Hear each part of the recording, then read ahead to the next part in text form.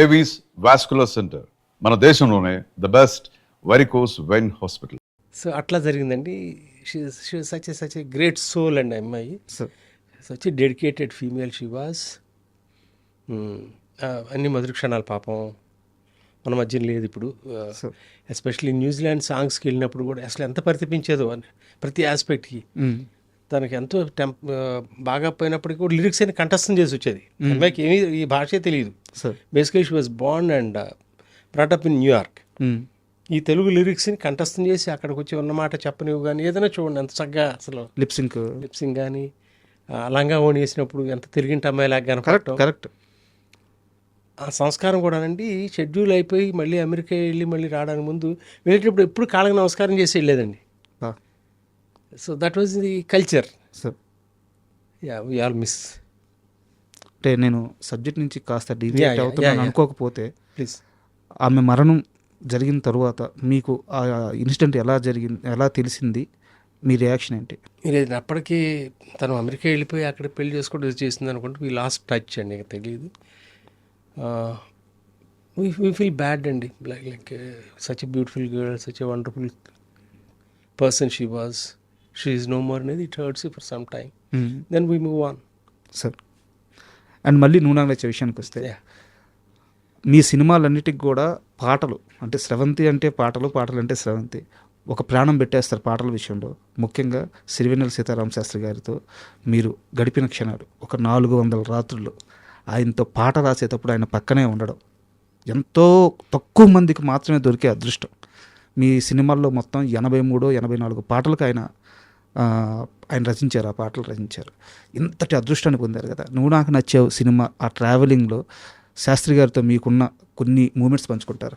తప్పకుండా అండి. యాక్చువల్గా శాస్త్రి గారితో నా ప్రయాణం లేడీస్ టైలర్ 1986 అండి. అప్పుడే చెన్నై షిఫ్ట్ అయ్యాం. అంటే నాది మొదటి సినిమా. శాస్త్రి గారు కూడా అంతకుముందు సిరివెన్నెల సినిమా రాశారు. అప్పటికి ఇంకా ఫ్యామిలీ అక్కడికి రాలేదు. అందరం అక్కడ మైగ్రేట్ అవుతున్నారు. సో ఎక్కువ టైము మాతోనే గడిపేవాడు. మా అందరిది ఒకటి ఏజ్. శాస్త్రి గారు 1955 మే, నేను 55 July dates of birth. So ఎప్పుడు నన్ను నెల తక్కువ కానీ అనేవాడు. అరే Ravi. So that bondage was different. నువ్వు నాకు నచ్చావుకు వచ్చినప్పుడు అప్పుడే నువ్వే కావాలి రాసున్నాడు. కళ్ళలోకి కళ్ళు పెట్టి చూడడందుకు పాట ఎంత గొప్ప పాట, మొత్తం సినిమా అంతటిని. అవును. సో నువ్వు నాకు నచ్చావు కూడా తనే రాయాలి మొత్తం న్యాచురల్గా. భువనచంద్ర గారితో ఒక పాట రాయించుకోవడం భాస్కర్ గారికి అలవాటు. ప్రీతమా సాంగ్ అందుకుని ఫస్ట్ మేము స్టార్ట్ చేసాం. భువనచంద్ర గారు రాశారు. ఇక అక్కడి నుంచి ఈయన రంగప్రవేశం చేశాడు. ఓకే, శాస్త్రి గారు. సో ప్రతి పాట ఒక మరుపురాని ఇదేనండి. ఆకాశం అదే మబ్బులతో వేయాలి మన పందిరి పాట, ఆకాశం దిగి వచ్చి మబ్బులతో వేయాలి మన పందిరి అనే పాట 8 రాత్రులు రాశాడండి. తను తృప్తి పొందడం అయ్యేదాకా మనకి తను హ్యాపీ ఫీల్ అయితే తప్పితే బాగుంది కదా అయిపోయింది కదంటే తను ఫినిష్ అయింది అనుకున్న తర్వాత మనకి ఇస్తాడు. మన కోసం రాయడు, తన కోసం రాసుకుంటాడు. మనం తృప్తి చెందేదాకా రాస్తాడు. Okay. So it's not commercial. Trivikram చెప్పాడు ఆయన, దీన్ని ఒక సేక్రెడ్ ప్రొఫెషన్ కింద తీసుకున్నాడు, ఒక పవిత్రమైన వృత్తి ఇది. సో అట్లాగే చేశాడు అన్ని పాటలకి. అంత మదన పడేవాడు, చాలా ఇబ్బంది పెట్టేవాడు చిన్న చిన్న వాటికి. అంటే నీకు తెలియదు, నువ్వు ఉండు, నేను ఇదే కరెక్ట్ అని ఇప్పుడు అనలేదండి ఆయన. ఓకే.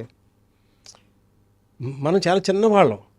ఇప్పుడు వెనక్కి తిరిగి ఆలోచించుకుంటే ఇది కాదులే అని అంత సాహసం ఎట్లా చేయగలుగుతాను నేను?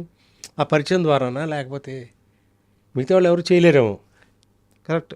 సో ఆ ఇంటిమసీ. సో తను రాసి ఆ ఫ్లోలో భాగం తను అట్లా. అందుకని తనతో ఉండటం ఇష్టం. నాకు ఉండాల్సిన అవసరం లేదు. అవును, శాస్త్రి గారు నేను ఉండాలని కోరుకోలే ఈ రోజున అక్కడ. బట్ నాకు అక్కడ ఉండటం ఇష్టం, తనకి ఇష్టమే. ఏదన్నా ఒక గొప్ప పదం వచ్చినప్పుడు అది ఏం చేసావంటే అండి, ఆ పేపర్ల మీద వెనకాల ఇదే ధ్యాస తనకి. అందులోనే లీనమైపోయి ఉండి తత్కారానికి చిన్న చిన్న మాటలు రాసుకునేవాడు. అందులో మంచి మాట పోద్దేమో తను వదులుకుంటాడు, టీటీ అని పేపర్ లాక్కునేవాడిని. ఇది బాగుందిగా రావుడు, ఇదేంటి, దీనికి ఏంటి ఇది అని అక్కడ పెట్టి ఎప్పుడు మళ్ళీ పట్టుకొచ్చేవాడు దాన్ని. So the travel was really extraordinary అండి. గొడవలు కూడా పడ్డారంట శాస్త్రి గారితో మీరు? గొడవలు ఉంటాయి. గొడవలు అంటే ఆ సందర్భంలో అది ఇంకా భార్యాభర్తల గొడవలాగా. అబ్బే అట్లా అట్లా గొడవలు పడేంత పాట కోసమే అల్లరి. పాట కోసమే మనకి అర్హత ఎక్కడుంది? ఆయనది ఇది కాదు ఇది ఉండాలి అని చెప్పి స్థాయి ఎక్కడుంది? లేదు కదా. వినంగానే బాగుందా లేదా చెవులకి అంతవరకు చెప్పగలం కానీ అందులో తప్పులు బేరీ చేసే శక్తి మందేంటి? మంది కాదు. Correct correct. సో తర్వాత ఒకరోజు ఫోన్ చేశాడు. కొన్ని పాటలకి తను రాయటానికి ఎందుకు వేరే రాయాల్సి వచ్చింది. తను రోజు ఫోన్ చేసి ఎరా నేను పాటలకు పనికిరానా అన్నాడు. అయ్యా, అంటే రాముడు మన ఇద్దరం కావాలనుకున్నది వేరే వాళ్ళు దిద్దటం నాకు ఇష్టం ఉండదు. నువ్వు రాసింది నేను అనుకున్నది వేరే వాళ్ళు ఇది కాదు అని అనటం నేను సహించలేను. ఇవాళ పరిస్థితులు అట్లా ఉంటున్నాయి బొద్దు మనకి అని. ఇంకా ఆఖరి సినిమా రెడ్ సినిమాకి నేను తీసిన లాస్ట్ సినిమా అవును. దాంట్లో 2 పాటలు ఆయనే రాశారు, 3 పాటలు. సో ఎవరు ఇంటర్ఫియర్ కాకుండా ఇది నా పాట అని అనుకున్నప్పుడు ఆయనతో, because basically I'm not criticising anybody అండి, I don't have anybody in mind, but still Sastri గారు రాసిన దాన్ని దిద్దటం అనేది నాకు ఇష్టం ఉండేది కాదు. వేలు పెట్టడం నాకు ఇష్టం లేదు. ఆయనకంటే ఎంతో పెద్దవాళ్ళు ఇది తప్పు అని అన్నాళ్ళు తప్పితే ఆయనకంటే పెద్దవాళ్ళు నాకు ఎవరు లేరు అక్కడ. ఎవరున్నారు ఆయన సమకాలికులు? ఆయనే కదా మనకి. So at the same time ఆయనే ఎవ్రీథింగ్. ఆయన రాసి ఇచ్చాడంటే అది వేదం కింద తీసుకోవాలి మనం. దాన్ని ఇది బాగాలేదు అనే మాట అసలు ఎట్టా అనగలవు నువ్వు? ఎందుకన్నా సార్ ఆయన మాట?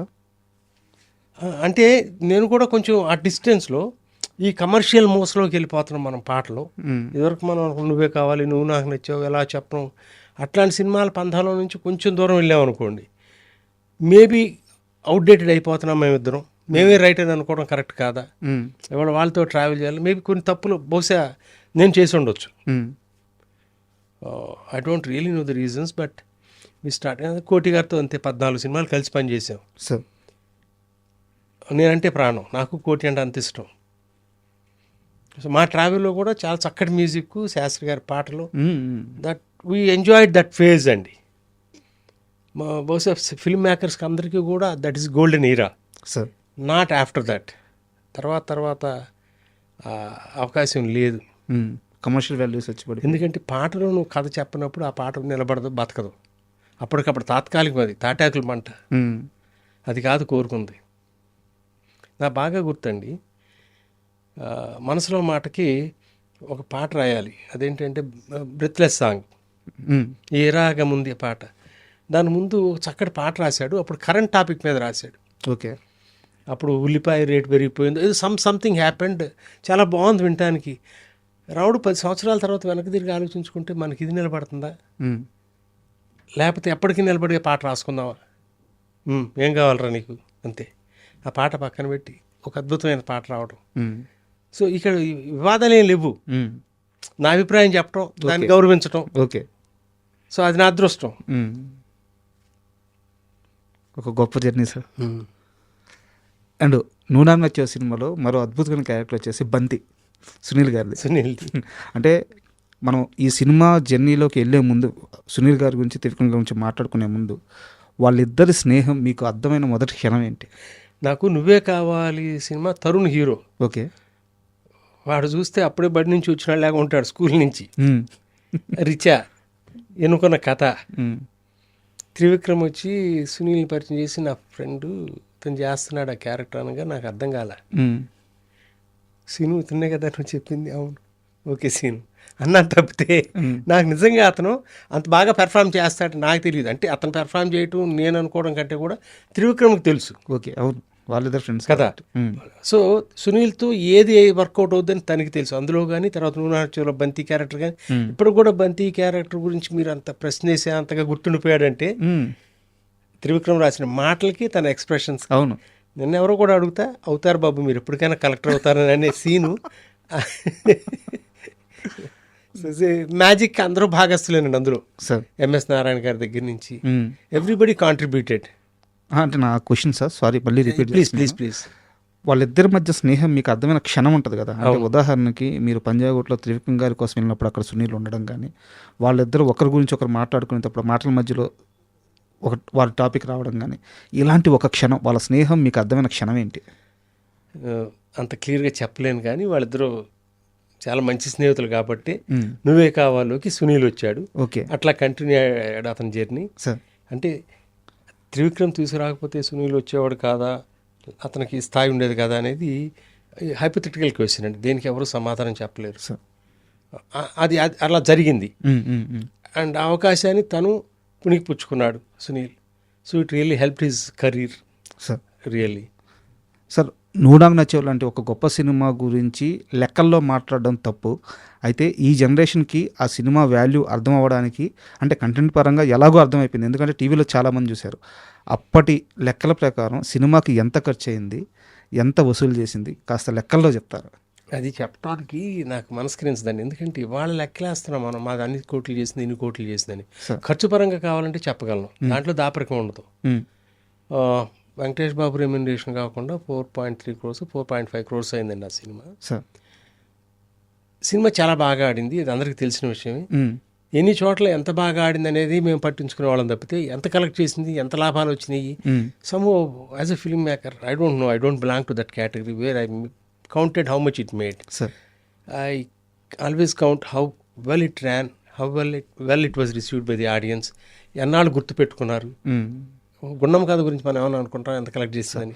అందుకే సార్ నేను క్వశ్చన్ స్టార్టింగ్లోనే ఐ అండర్స్టాండ్.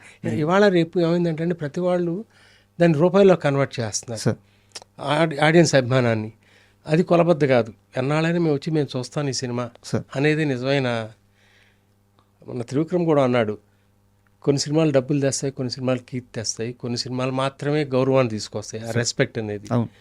ఇవాళ ఒక నువ్వు నాకు నచ్చావో, నువ్వే కావాలో, నువ్వు ఇట్లాంటి సినిమాలు తీసావనుకోండి, Nenu Sailaja, all these films, I feel proud to announce that yes I made those films. Nobody నేను దాంట్లో డబ్బులు సంపాదించని చెప్పుకోవటం నాకు చాలా చిన్నతనంగా అనిపిస్తుంది. They don't really matter. ఎంత మంచి సినిమా తీసామనేది it matters all the time. Sir thank you sir. Thank you అండి. Happy new year to all అండి, especially my friend Vasu. Thank you for inviting me here, and also for all the viewers, very happy new year to all of you. Thank you, Andy. Thank you, sir.